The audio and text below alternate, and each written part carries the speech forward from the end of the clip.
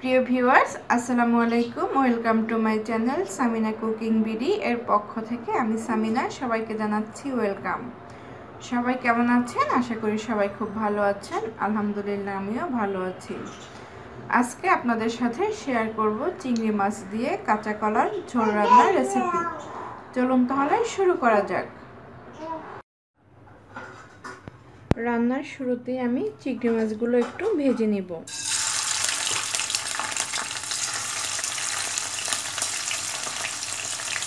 চিংড়ি মাছগুলো দেওয়ার পরে দিয়ে দিচ্ছি স্বাদ মতো লবণ, খুবই অল্প পরিমাণে একটু হলুদ পাউডার।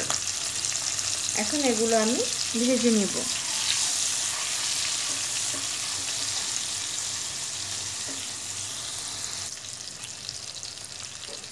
মাছগুলো আমি 3 মিনিটের মতো ভেজে নিয়েছি, এখন তুলে নিচ্ছি।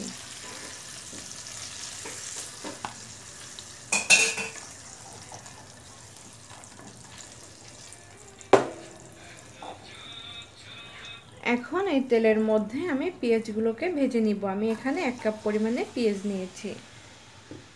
পেঁয়াজগুলো আমি বাদামি কালার করে ভেজে নিব।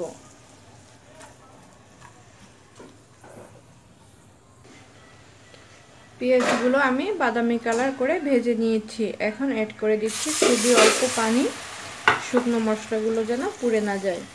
দিয়ে দিচ্ছি 1 টেবিল চামচ পরিমাণে আদা রসুন পেস্ট।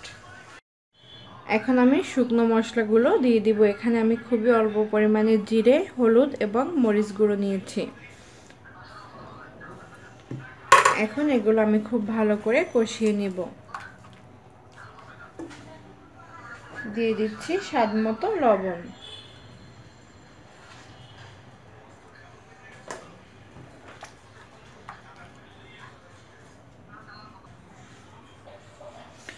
মশলাগুলোকে আমি খুব ভালোভাবে কষিয়ে নিয়েছি। এখন কাঁচা কলাগুলো আমি এর মধ্যে দিয়ে দিব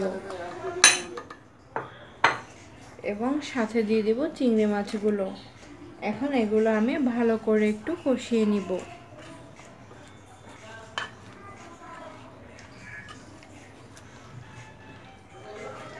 যতক্ষণ না পর্যন্ত মশলা এবং কাঁচা কলা গায়ে মাখা হয়ে আসে ততক্ষণ পর্যন্ত কষিয়ে নিচ্ছি। আমি এগুলো খুব ভালো করে কষিয়ে নিয়েছি। এখন ফাইনাল রান্নার জন্য দিয়ে দিচ্ছি পানি।